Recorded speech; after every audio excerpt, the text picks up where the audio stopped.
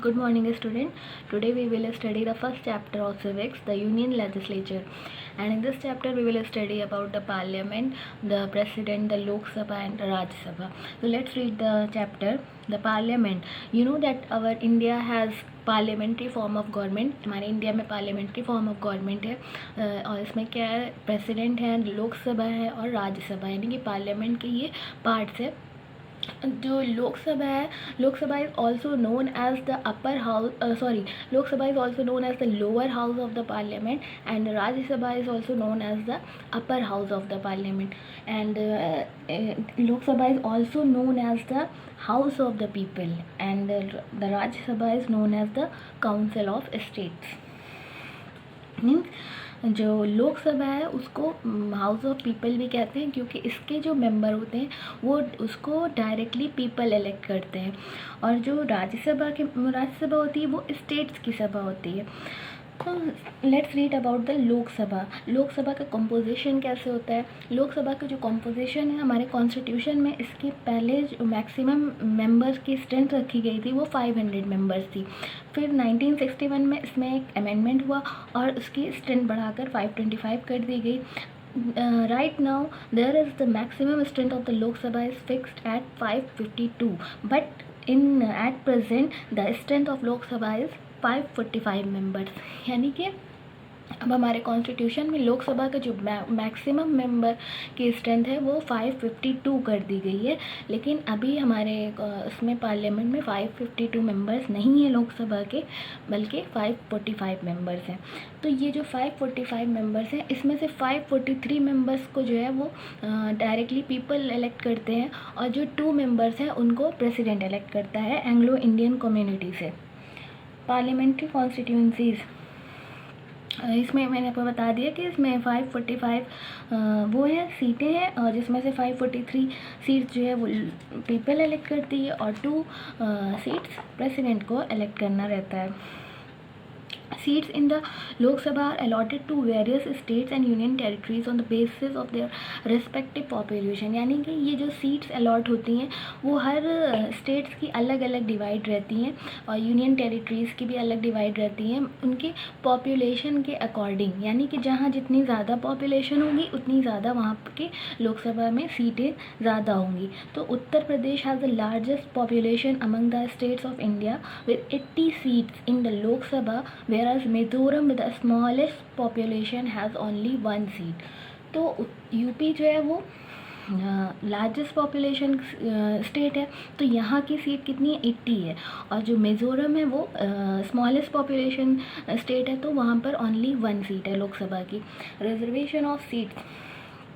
Beside the provision for the nomination of 2 Anglo-Indian members, some special provision were made for reservation of seat in the Lok Sabha for the scheduled caste and scheduled tribe. Means जो 2 people elect president के through elect किए जाते हैं Anglo Indian community से, उसके अलावा भी इसमें रिजर्वेशन भी है शेड्यूल्ड कास्ट के लिए, शेड्यूल्ड ट्राइब्स के लिए. तो इसके भी इसमें नॉमिनेशन इसके किए जाते हैं.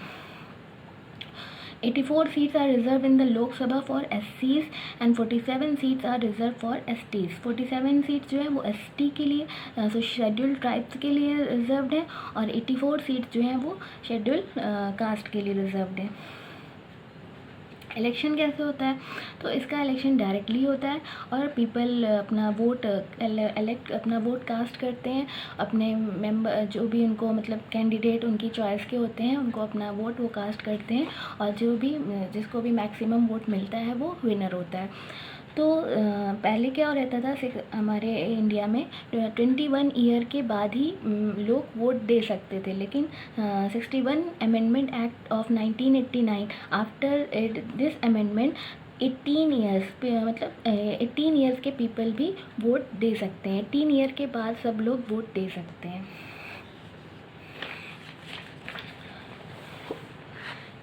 देन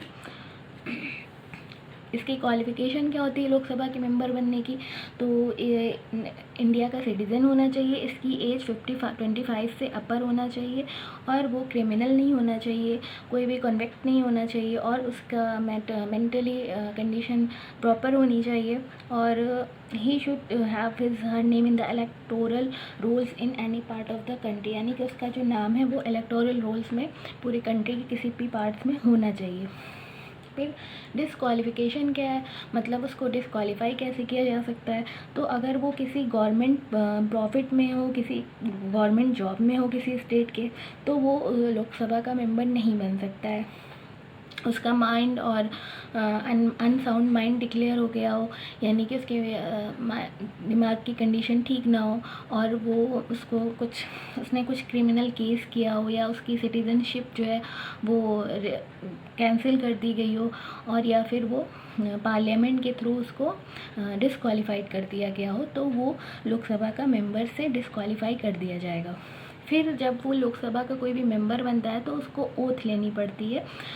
तो उसको ओथ किसके सामने लेनी पड़ती है? बिफोर द प्रेसिडेंट और some person appointed by him, means president के सामने उसको ओथ लेनी पड़ती है। लोकसभा के और राज्यसभा के दोनों के मेंबर को अपनी सीट ऑक्यूपाई करने से पहले प्रेसिडेंट के सामने, या फिर प्रेसिडेंट ने किसी को अपॉइंट किया हो अपने जगह पर, उसके सामने ओथ लेनी पड़ती है। ये ओथ आपकी लिखी हुई है। I having been elected a member of the council of state do swear in the name of God from that I will bear true faith and allegiance to the constitution of India as established by law.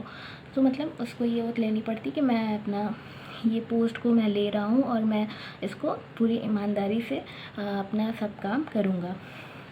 Vacation of seat, a member of the Lok Sabha में vacate और his seat simply by writing a letter, mean अगर किसी को अपने post से हटना हो, resign देना हो, तो जो लोकसभा का स्पीकर होता है उसको वो अपना रेजिग्नेशन लेटर दे के वहाँ से हट सकता है, और उसको निकाला भी जा सकता है। तो उसको मतलब अगर वो अपनी सारे नॉर्म्स पूरे नहीं कर रहा है तो पार्लियामेंट उसको रिमूव भी कर सकती है। और अगर वो हाउस में 60 डेज तक एब्सेंट रहा हो तो भी उसको रिमूव कर दिया जाएगा। टेन्योर क्या है, मतलब कितने दिन तक एक लोकसभा का मेंबर अपनी ड्यूटी पे रह सकता है? तो इसका टेन्योर 5 ईयर तक का होता है। कोई भी मेंबर जो लोकसभा में मेंबर बन जाता है उसकी ड्यूटी 5 ईयर्स तक रहती है। सेशन क्या होते हैं? इसमें सेशन होते हैं जब लोकसभा के सारे मेंबर इकट्ठा होते हैं और जब उनमें डिस्कशन होता है, तो इसमें सेशन होता है कि एक सेशन होने के बाद इंटरवल होता है, तो 6 मंथ से ज़्यादा का गैप नहीं होना चाहिए। मीन अगर आज कोई सेशन हुआ तो इसके 6 महीने बाद दूसरा सेशन होना ही होना है। 6 महीने से ज़्यादा इसमें गैप नहीं दिया जाता है। और अगर कुछ अर्जेंट पड़ा तो प्रेसिडेंट दोनों हाउस को एक साथ जॉइंट सेशन भी बुला सकता है, यानी कि लोकसभा और राज्यसभा दोनों का सेशन एक साथ कर सकता है। कोरम क्या होता है? जब मीटिंग होती है लोकसभा में तो कितने मेंबर कंपलसरी वहाँ पर होने चाहिए जब डिस्कशन हो?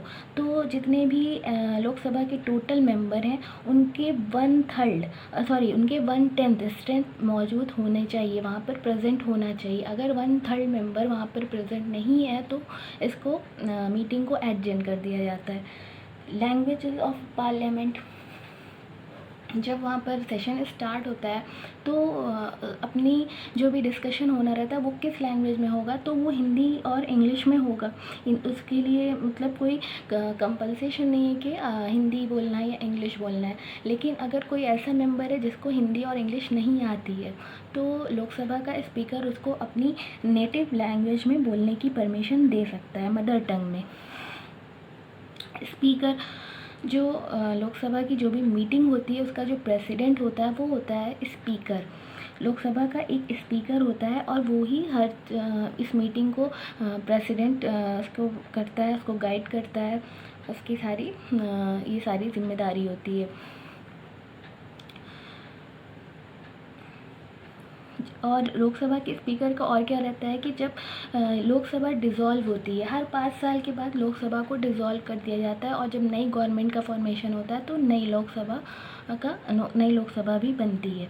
तो जब लोकसभा डिज़ोल्व हो जाती है तो स्पीकर को अपना पोस्ट वैकेट नहीं करना रहता, यानी कि उस टाइम स्पीकर अपना पोस्ट वैकेट नहीं करेगा, खाली नहीं करेगा जब तक कि नया स्पीकर इलेक्ट होके ना आ जाए। रिमूवल ऑफ द स्पीकर, जो स्पीकर होता है वो रिमूव कैसे हो सकता है? अगर उसको अपना रेजिग्नेशन देना हो तो वो डिप्यूटी स्पीकर को अपना रेजिग्नेशन लेटर दे करके हट जाएगा अपनी पोस्ट से, और या फिर उसको रिमूव किया जा सकता है majority of member of house से, यानी कि उस हाउस के मेजॉरिटी ऑफ मेंबर उसके अपोज में हो और उसको हटाना चाहते हो तो उसको हटा दिया जा सकता है, लेकिन उसके लिए उसको 14 डे यानी कि 14 दिन पहले नोटिस देनी पड़ती है। तो इस तरह लोकसभा में एक होता है स्पीकर और एक होता है डेप्यूटी स्पीकर, ये दोनों लोग होते हैं। Power and functions of the speaker, speaker के फंक्शंस क्या होते हैं? रेगुलेटरी पावर्स कैसे वो उसका रेगुलेट करता है? तो the speaker preside over the meeting of the Lok Sabha and maintain order and decorum in the house. जब मीटिंग होती है तो उसको प्रिसाइड कौन करता है? लोकसभा का स्पीकर करता है, सभा का स्पीकर प्रिसाइड करता है, और वो ये चीज़ को उसकी ये ड्यूटी रहती है कि उसमें वो मैनर को मेंटेन रखे, यानी कि उसके अंदर कोई बदतमीज़ी ना करें, कोई आपस में मिसबिहेव ना करे मेंबर्स लोग। और he she interpret the rule of procedure and apply them while conducting proceeding of the house. जो भी मैटर डिस्कस हो रहा होता है उसके बीच में वो इंटरप्रेट कर सकता है और उसको मतलब रोक सकता है और वो ऑब्जेक्ट कर सकता है कि ये चीज़ नहीं, ये इस पॉइंट में अभी डिस्कशन नहीं होगा। And he she makes an agenda for the house and allocate time to various item on the agenda, यानी कि जो भी जितने भी मैटर होते हैं डिस्कशन के लिए तो वो उसके लिए एक एजेंडा बना लेता है कि इस टाइम पे ये से मैटर डिस्कस होंगे। एंड द स्पीकर एडमिट्स और disallow question adjournment motions table by members of the house. Means जो स्पीकर होता है वो मेंबर से क्वेश्चन करता है और he she recognise member on the floor of the house, और वो अलॉट कर देता है कि कौन सा पीपल पहले बोलेगा, अपनी बात को रखेगा। He she can order a member to yield the floor to another member of the house, और वो मतलब जब कोई मेंबर अपनी बात बोल रहा हो तो स्पीकर उसको रोक करके दूसरे मेंबर को बोलने की परमिशन दे सकता है। तो ये इसके स्पीकर के रेगुलेटरी पावर है। देन सुपरवाइजरी पावर, सुपरवाइज कैसे करता है? तो he she appoint the chairman of various committees of the house. Lok Sabha के अंदर जब कोई भी बिल पास होना होता है या कोई भी मैटर डिस्कस होता है तो उसके लिए उसको इन्वेस्टिगेट करने के लिए कमेटी बनाई जाती है कि ये क्या क्या क्लॉज है, कैसे ये मतलब ये सही है या गलत है। तो उस कमेटी के लिए एक चेयरमैन अपॉइंट करना पड़ता है जो कि लोकसभा के स्पीकर अपॉइंट करते हैं। देन नेक्स्ट क्या है? जो भी कमेटी वर्क करेगी वो लोकसभा के स्पीकर के अंडर में, चेयरमैनशिप के अंडर में वर्क करेगी। और लोकसभा के स्पीकर को ये भी पावर रहता है कि वो किसी भी मेंबर को बाहर कर सकती है हाउस से, अगर वो उसको गिल्टी पाएगी या फिर वो लोकसभा के डेकोरम को स्पॉइल कर रहा होगा, यानी कि मिसबिहेव कर रहा होगा, तो लोकसभा का स्पीकर उसको बाहर कर सकता है। नेक्स्ट पावर है कि वो जो भी मीटिंग चल रही है, जो भी सेशन चल रहा है, उसको लोकसभा का स्पीकर एडजर्न कर सकता है, यानी कि उसको वो रोक सकता है नेक्स्ट टाइम के लिए। He may direct the government to supply some particular information to the house और इट्स कमिटी। गवर्नमेंट को वो डायरेक्ट कर सकता है कुछ इन्फॉर्मेशन सप्लाई करने के लिए। फिर the speaker accept the resignation of a member of the house और refuse to accept a resignation on the ground that a member was compelled to do so against his will. Means कोई भी member Lok Sabha का जो अपना resignation letter देना चाहता है वो किसको देगा लेटर? लोकसभा के स्पीकर को, और लोकसभा का स्पीकर उसको कैंसिल भी कर सकता है उस रेजिग्नेशन लेटर को, मतलब उसके ऊपर ये नहीं है कि उसको वो अप्रूव करना ही करना है। देन मिससेलेनियस पावर, मिससेलेनियस पावर क्या है, उसके अलावा क्या क्या पावर है। The speaker presides over the joint session of both house of parliament when ever such a session is convent. Mean मैंने आपको बताया कि जो इंडिया का प्रेसिडेंट है वो जब कभी इमरजेंसी होगी या कुछ भी ऐसी बात होती है तो वो दोनों हाउस को एक साथ सेशन करवा सकता है। तो जब दोनों हाउस का एक साथ सेशन होगा तो उसका भी जो हेड होगा वो लोकसभा का स्पीकर ही होगा। एंड कोई भी बिल पास होता है तो उसके लिए ये लोकसभा ही डिसाइड करता है, लोकसभा का स्पीकर ही डिसाइड करता है कि ये मनी बिल है या नहीं। आगे हम इसके बारे में डिस्कस करेंगे, बिल के बारे में। और लोकसभा का स्पीकर अपना वोट कास्ट कर सकता है। मतलब क्या होता है कि कोई भी बिल या कुछ भी पास होना रहता है तो उसके लिए ये कंडीशन है कि उस लोकसभा के जितने भी मेंबर हैं उसके कुछ मेंबर यानी कि 1/3 या 2/6 मेंबर अगर उसके फेवर में हो तभी वो बिल पास हो पाएगा। लेकिन कभी कभी सिचुएशन ऐसी होती है कि 50% उसके सपोर्ट में होते हैं और 50% उसके अगेंस्ट में होते हैं, इक्वली होते हैं, तो ये मैटर टाई हो जाता है। तो उस टाइम पे जो डिसीज़न लेना होता है वो लोकसभा का स्पीकर ही लेगा। तो इसको कहते हैं कास्टिंग वोट। और ये chief spokesperson of the house होता है और ये channel of communication between the president and the house होता है। यानी कि जो लोकसभा का स्पीकर होता है वो चीफ स्पोक पर्सन हाउस का होता है और प्रेसिडेंट को ये सारी इन्फॉर्मेशन देने वाला होता है। यानी कि हाउस और प्रेसिडेंट के बीच में जो कम्युनिकेशन होती है वो लोकसभा का स्पीकर उसको कन्वे करता है। Then the second is the Rajya Sabha. The Rajya Sabha क्या है, राज्यसभा मैंने बताया अपर हाउस है, ये स्टेट्स की काउंसिल है। हमारे इंडिया में अभी जो 28 स्टेट्स हैं और 8 यूनियन टेरिटरीज़ हैं, इन सब का मिलाकर के जो काउंसिल है उसको राज्यसभा कहते हैं। राज्यसभा के मेंबर्स कितने होते हैं, इसके मैक्सिमम स्ट्रेंथ होती है 250 मेंबर्स और इसमें से 238 मेंबर जो होते हैं वो स्टेट्स और यूनियन टेरिटरीज से इलेक्ट होते हैं और 12 मेंबर्स जो होते हैं वो प्रेसिडेंट ऑफ इंडिया नॉमिनेट करता है। इलेक्शन कैसे होता है इसका, जो राज्यसभा के मेंबर्स होते हैं वो elected members of the state legislative assembly, यानी कि जो मेंबर इलेक्ट होके आ चुके हैं लोकसभा में, स्टेट लेजिस्लेटिव असेंबली में, तो वो मेंबर इलेक्ट करते हैं राज्यसभा के मेंबर को। यानी कि इसको पीपल इलेक्ट नहीं करते हैं डायरेक्टली, लोगों से ये नहीं बनते हैं बल्कि इलेक्टेड मेंबर से बनते हैं इसके मेंबर। इसकी क्वालिफ़िकेशन क्या होती है, मैंने आपको बताया लोकसभा में के मेंबर्स बनने के लिए a person should be above 25 years, 25 years के ऊपर का ही होना चाहिए, 25 ईयर्स से नीचे नहीं होना चाहिए।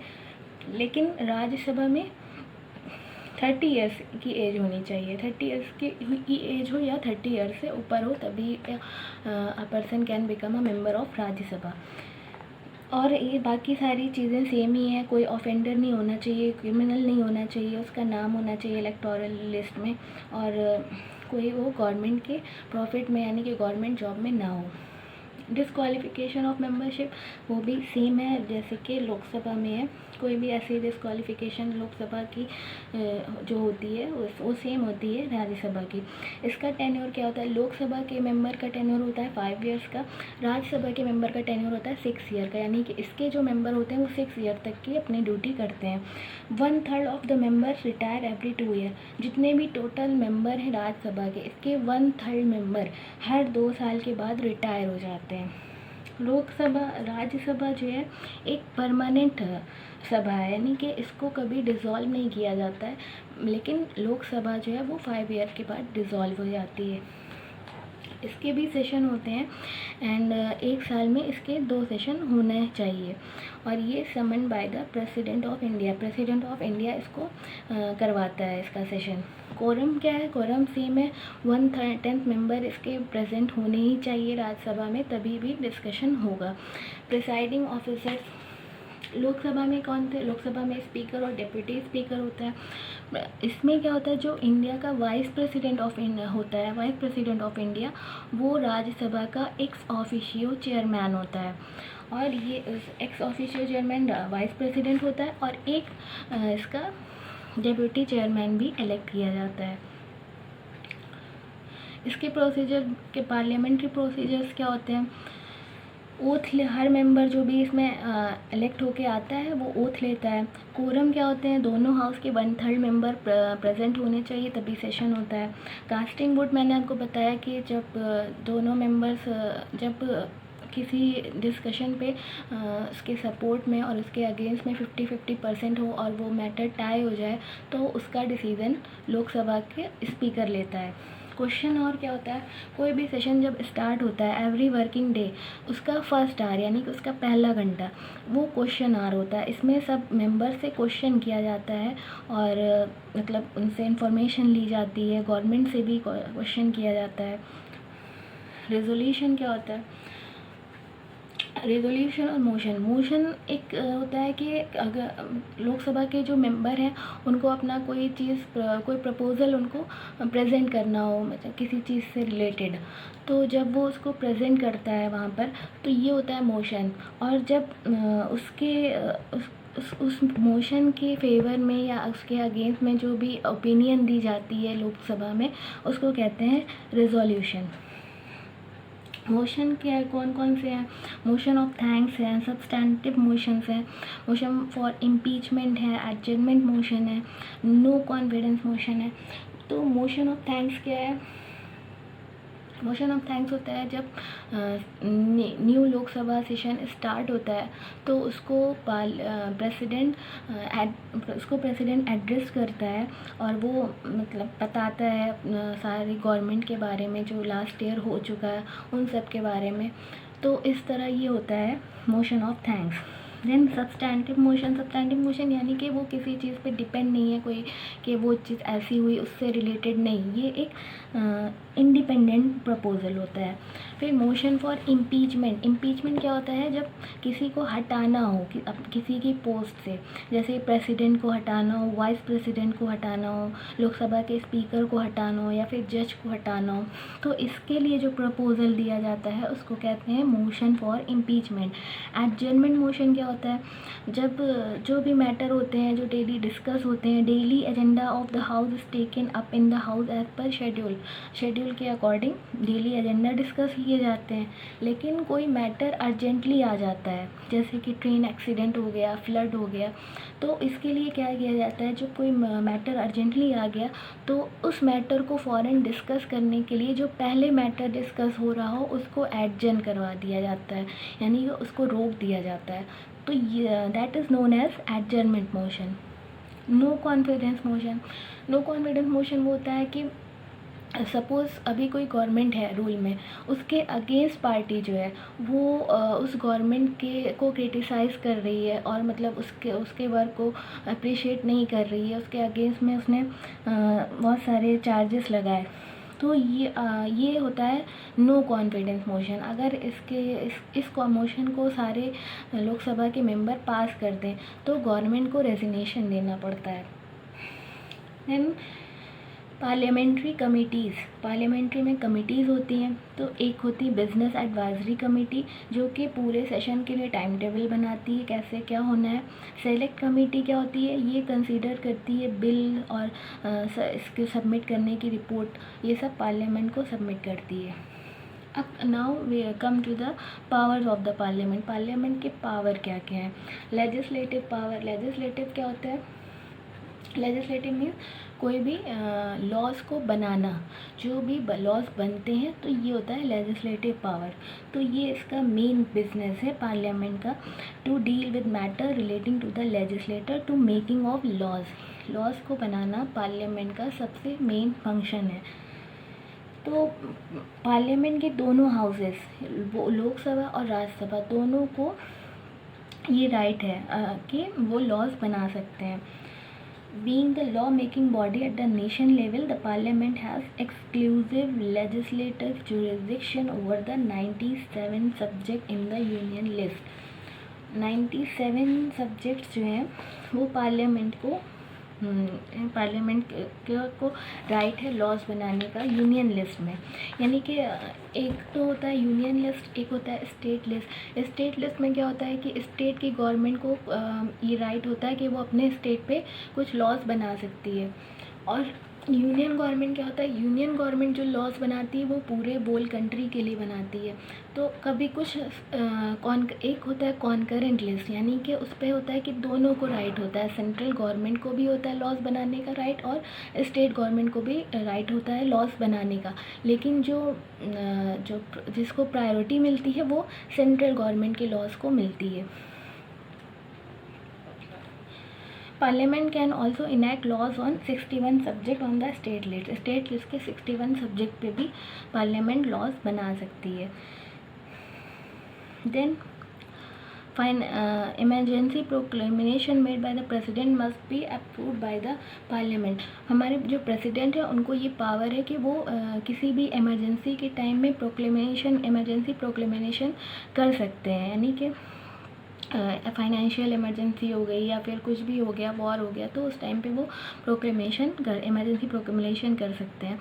तो वो इमरजेंसी प्रोक्लेमेशन तभी हो सकता है जब तक कि ये पार्लियामेंट में अप्रूव्ड ना हो विद इन अ मंथ। एक मंथ के अंदर उसको अप्रूव्ड होना होता है, तभी ये प्रोक्लेमेशन इफेक्टिव होगा। और क्या होता है, पार्लियामेंट कॉन्स्टिट्यूशन को अमेंड कर सकती है, यानी कि जो हमारे कॉन्स्टिट्यूशन बना हुआ है, जो भी उसमें रूल है, उसको पार्लियामेंट अमेंड कर सकती है, यानी कि उसमें चेंजेस ला सकती है। तो ये भी है उसका legislative power. Then financial power क्या है, एनुअल बजट। आपको पता होगा कि 1 अप्रैल से 31 मार्च तक ये होता है एक बजट सेशन, यानी कि एक फाइनेंशियल ईयर होता है। 1 अप्रैल से 31 मार्च तक हर साल फाइनेंशियल ईयर होता है। तो इसके बाद 31 मार्च के बाद यूनियन गवर्नमेंट को बजट अपना लाना रहता है। तो ये बजट जब वो लाती है तो इसको अप्रूव कौन करता है, पार्लियामेंट करती है। पार्लियामेंट के पास ये पावर होता है कि जो भी बजट गवर्नमेंट ने लाया उसको वो अप्रूव करे, रिजेक्ट करे या वोट करे या उसमें कट करे। Then consolidated fund of India का कंसोलिडेटेड फंड है जिसमें सारे रेवेन्यूज़ आते हैं, सब जितने भी टैक्सेस से जो पे आए या फिर जितने भी डेप्ट हैं वो सारों का लेखा जोखा होता है उसमें। और इसी से ही जो मेन मिनिस्टर्स होते हैं, प्राइम मिनिस्टर, प्रेसिडेंट, उनको सैलरी दी जाती है। तो इसका भी मतलब कब पैसे निकालना है कब नहीं निकालना है तो ये भी पार्लियामेंट पास करती है। दूसरा क्या है, salaries of the member of parliament. Parliament के जितने भी मेंबर हैं उनकी सैलरी कौन डिसाइड करता है, पार्लियामेंट डिसाइड करती है। Then control over the executive कौन होते हैं, मैंने आपको बताया लेजिस्लेटिव जो कि लॉज को बनाते हैं, एग्जीक्यूटिव यानी कि उस लॉज को एग्जीक्यूट करते हैं कि वो लॉज को फॉलो करें लोग, तो ये होते हैं एग्जीक्यूटिव। तो एग्जीक्यूटिव कौन है, गवर्नमेंट है, काउंसिल ऑफ मिनिस्टर है। तो गवर्नमेंट के ऊपर पार्लियामेंट का पूरा कंट्रोल होता है, वो गवर्नमेंट से कभी भी क्वेश्चन पूछ सकती है और उसके जो भी बिल हैं उसको अप्रूव डिसअप्रूव कर सकती है। तो जितने भी काउंसिल ऑफ मिनिस्टर हैं वो वो लोकसभा पे रिस्पॉन्सिबल रहते हैं। राइट ऑफ इंटरपेलेशन, इसमें भी ये मैंने आपको जो बताया कि जब भी सेशन स्टार्ट होता है तो 1 आवर जो होता है वो क्वेश्चन आवर होता है और इसमें गवर्नमेंट से क्वेश्चन किया जाता है कि उसने जो भी लॉज बनाए, जो भी चेंजेस किए या जो भी उसके एक्सपेंडिचर थे वो सब उसमें क्वेश्चन आवर में पूछा जाता है। एडजर्नमेंट मोशंस क्या होते हैं, जो ये भी मैंने अभी प्रीवियसली डिस्कस किया है कि जब जो भी मैटर डिस्कस हो रहा हो और अचानक कोई इमरजेंसी हो जाती है, बाढ़ आ गई, एक्सीडेंट हो गया, तो प्रीवियसली डिस्कस मैटर को एडजर्न कर दिया जाता है और ये इस मैटर पे डिस्कशन होता है। अदर मोशन ऑफ सेंसर, इसमें क्या किया जाता है, गवर्नमेंट को एक्सपोज किया जाता है, यानी कि अगर गवर्नमेंट कुछ गलत कर रही है और वो उसकी गवर्नमेंट सही नहीं चल रही है तो उसको इसमें एक्सपोज किया जाता है। मॉनेटरी कंट्रोल, जितने भी पैसे से रिलेटेड जो भी चीज़ें रहती हैं उस पर कंट्रोल रहता है पार्लियामेंट का, यानी कि बजट में कहाँ पे कटिंग करना है, कहाँ पे ऐड करना है, ये सारे पावर होते हैं पार्लियामेंट के। जुडिशियल पावर क्या होते हैं, जुडिशियल पावर में ये रहता है कि पार्लियामेंट प्रेसिडेंट को या किसी भी मेंबर को इम्पीच कर सकती है, यानी कि अगर उसने किसी को फॉल्ट पाया किसी में तो वो उसको रिमूव कर सकती है। और the parliament can remove the जजेस, सुप्रीम कोर्ट के जजेस, हाई कोर्ट के जजेस, इलेक्शन कमिश्नर और ऑडिटर जनरल, ये सब को अगर वो उसने पार्लियामेंट ने गिल्टी पाया तो वो उसको रिमूव कर सकती है। पार्लियामेंट किसी भी पर्सन को कंडेम्ड कर सकती है, यानी कि अगर किसी पर्सन को गिल्टी पाया तो वो उसको कंडेम करेगी और उसको पनिशमेंट भी दे सकती है। इलेक्टोरल फंक्शन क्या होते हैं? Electoral function it along with the state legislative assembly elect the president of India, यानी कि जो हमारे प्रेसिडेंट हैं इंडिया के वो इलेक्ट होते हैं पार्लियामेंट के मेंबर के थ्रू। और both the house of the parliament elect the vice president of India, president को, वाइस प्रेसिडेंट को, लोकसभा के स्पीकर को, डिप्यूटी स्पीकर को, राज्यसभा के डिप्यूटी चेयरमैन को, ये सबको इलेक्ट करने की ड्यूटी होती है पार्लियामेंट की। Then amendment of the constitution, constitution में जितने भी अमेंडमेंट होते हैं, जो भी चेंजेस होते हैं वो पार्लियामेंट करती है। और कब करती है? जब ये अमेंडमेंट 2/3 मेजॉरिटी, यानी कि दोनों हाउस के 2/3 मेजॉरिटी से वो अमेंडमेंट पास हो जाए। तो ये सारे पावर हैं पार्लियामेंट के। Now come to the bill. Bill क्या होता है? जो भी चीज़ें पास होनी रहती हैं किसी मैटर से रिलेटेड, तो वो बिल पास किया जाता है दोनों हाउसेस में।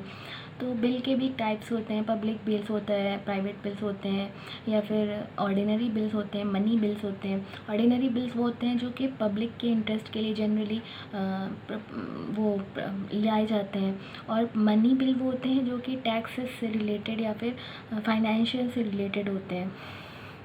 ऑर्डिनरी बिल को पास करने के लिए क्या किया जाता है?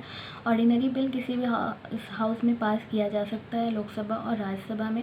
कोई भी बिल जब पास होता है तो वो 3 स्टेज से गुजरता है, फर्स्ट रीडिंग, फिर रिपोर्ट स्टेज और देन फाइनल रीडिंग।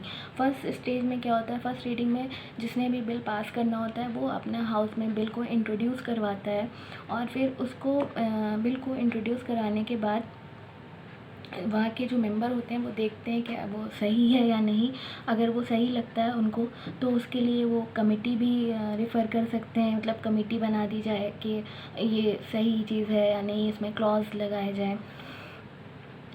तो ये सारी चीज़ें मेंबर के ऊपर डिपेंड करती है।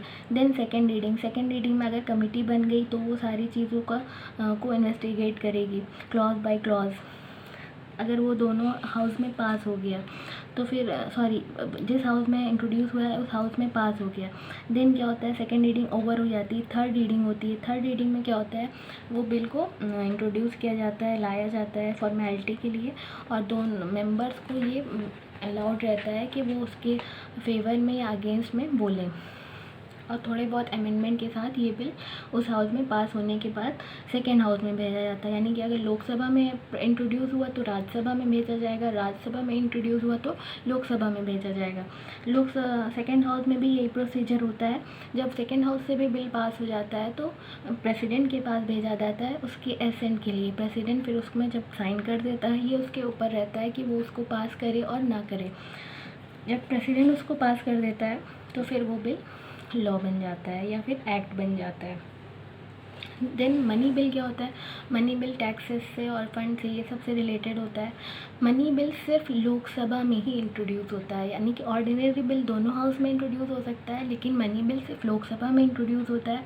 और मनी बिल इंट्रोड्यूस होने के लिए क्या होता है? प्रायर प्रेसिडेंशियल अप्रूवल चाहिए होती है, यानी कि प्रेसिडेंट से पहले अप्रूवल लेनी होती है कि ये बिल हमें पास करना है। बिना प्रेसिडेंट अप्रूवल के ये बिल पास नहीं हो सकता है। बाकी सारे प्रोसीजर सेम होते हैं। बिल को इंट्रोड्यूस किया जाता है, फिर सेकेंड रीडिंग होती है, फिर थर्ड रीडिंग होती है, फिर वो राज्यसभा के पास जाता है। राज्यसभा को ये होता है कि उसको 14 दिन के अंदर वो बिल पढ़ के और अपने रिकमेंडेशन दे के वापस भेजना रहता है लोकसभा के पास, और फिर प्रेसिडेंट उस पर साइन कर देता है। Special feature of the budget जो पास होता है उसके एक्सपेंडिचर कितना खर्च होना है साल में, उसका एस्टिमेट पार्लियामेंट में होता है। 1 ईयर में कितना खर्च होना है कहाँ पर।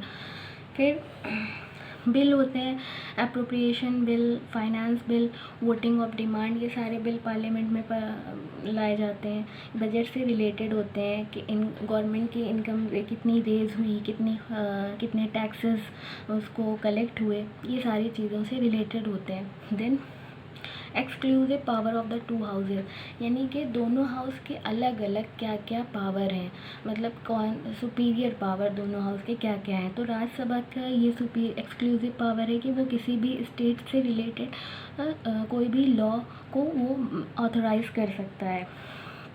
और क्या कर सकता है, अंडर द कॉन्स्टिट्यूशन जो भी प्रेसिडेंट अगर कोई प्रोक्लेमेशन लगाता है, इमरजेंसी प्रोक्लेमेशन, और उस टाइम पे अगर लोकसभा डिज़ोल्व हो चुकी है, तो ये राज्यसभा के पास ये राइट होता है कि वो उसको पास, राज्यसभा के पास किए प्रेसिडेंट प्रोक्लेमेशन नहीं लगा सकता है। देन लोकसभा का एक्सक्लूसिव पावर क्या होता है कि इसमें जो है मनी बिल सिर्फ लोकसभा में ही पास किए जाते हैं, और इसका जो स्पीकर होता है वो हेड होता है। अगर दोनों हाउस के सेशन एक साथ हो तो लोकसभा का स्पीकर इसका हेड होता है। Election of the president and the vice president of India, both house को इक्वल राइट होता है, यानी कि इक्वल लोकसभा और राज्यसभा दोनों हाउस के मेंबर को इक्वल राइट होता है अपने प्रेसिडेंट को, इंडिया के प्रेसिडेंट को इलेक्ट करने के लिए। इसमें कोई ग्रेटर नहीं होता है। और बोथ हाउस को ये पावर रहती है कि वो किसी वाइस प्रेसिडेंट या प्रेसिडेंट को इम्पीच कर सकते हैं, या जजेस को, या सुप्रीम कोर्ट के जजेस को इम्पीच कर सकते हैं। एमरजेंसी प्रोविज़न क्या होता है, अगर किसी स्टेट में नेशनल इमरजेंसी प्रोक्लेम्ड हुई तो और लोकसभा डिज़ोल्व हो गई तो उसकी रिस्पॉन्सिबिलिटी होती है राज्यसभा की।